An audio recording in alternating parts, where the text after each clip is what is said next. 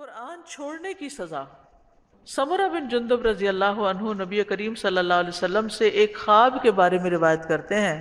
آپ نے فرمایا، بے شک وہ شخص جس کا سر پتھر سے کچلا جا رہا تھا، یہ آپ نے خواب میں دیکھا تھا، یہ وہ ہے جس نے قرآن لیا پھر اسے چھوڑ دیا اور وہ فرض نماز کے وقت سویا رہتا تھا۔ بہت سخت وعید ہے اس میں۔ نبی صلی اللہ علیہ وسلم کے خواب بھی کیا ہوتے تھے؟ وہی ہوتے تھے۔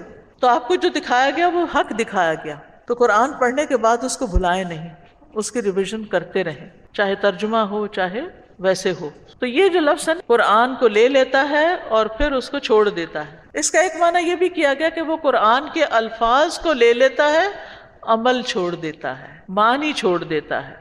اور ایک یہ کہ بالکل ہی چھوڑ دیتا ہے، تو جو شخص قرآن کو چھوڑ دے گا اس کا سر کچلا جائے گا، کیونکہ شیطان نے اس کے سر میں گریں لگائی ہوئی تھی اور وہ صبح نہیں اٹھتا تھا نماز کے لیے اور قرآن پڑھنے کے لیے، اور وہ فرض نماز کے وقت سویا رہتا تھا۔ تو اس حدیث سے قرآن پڑھنے، اس کو یاد رکھنے اور پھر خصوصاً فجر کے وقت اٹھ کے نماز میں پڑھنے کی تاکید کی جا رہی ہے۔ قرآن پڑھنے کے لیے بھی ہے، سمجھنے کے لیے بھی ہے، عمل کرنے کے لیے بھی ہے۔ قرآن کی تلاوت کے ساتھ ساتھ یہ عمل کی کتاب بھی ہے، اور پڑھتے ہوئے اپنے آپ کو قرآن پر پیش کرنا چاہیے۔ عبداللہ بن مسعود کہتے ہیں، جو شخص یہ بات پسند کرتا ہو کہ اس کو معلوم ہو جائے کہ اللہ عز و جل اس سے محبت کرتا ہے، تو اسے چاہیے کہ وہ اپنے آپ کو قرآن پر پیش کریں۔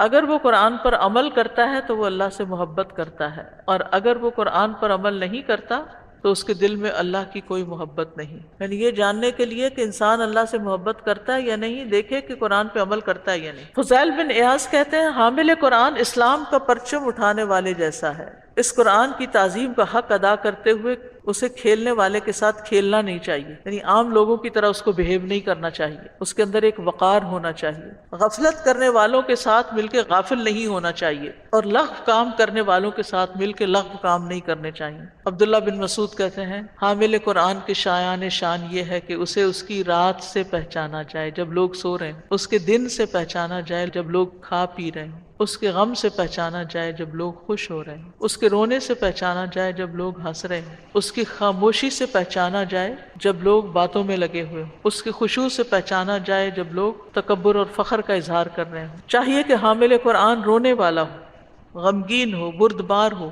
سمجھ بوجھ والا ہو، کم گو ہو۔ حامل قرآن کو چاہیے نہ تو وہ شور شرابہ کرنے والا ہو، نہ چیخنے والا ہو، نہ تیز طبیعت والا ہو۔ معاذ بن جبل کہتے ہیں، ان قریب قرآن کچھ لوگوں کے سینوں میں بوسیدہ ہو جائے گا، پرانا ہو جائے گا، جیسے کپڑا بوسیدہ ہو کے پھٹ کے گر جاتا ہے۔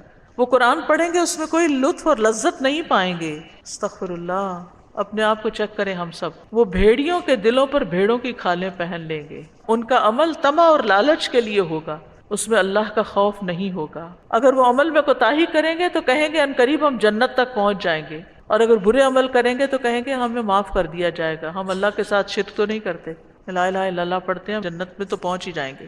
صحابہ قرآن کے آگے رک جایا کرتے تھے، اس کے حروف سے زیادہ حدود کا خیال رکھتے تھے۔ حسن بصری کہتے ہیں، اللہ کی قسم تدبر یہ نہیں کہ اس کے حروف کی حفاظت تو کی جائے لیکن اس کی حدود کو ضائع کر دیا جائے، یہاں تک کہ ان میں سے ایک کہتا ہے میں نے سارا قرآن پڑھ لیا، حالانکہ قرآن کا کوئی اثر اس کے اخلاق میں دکھائی نہیں دیتا، نہ کہیں عمل میں نظر آتا ہے۔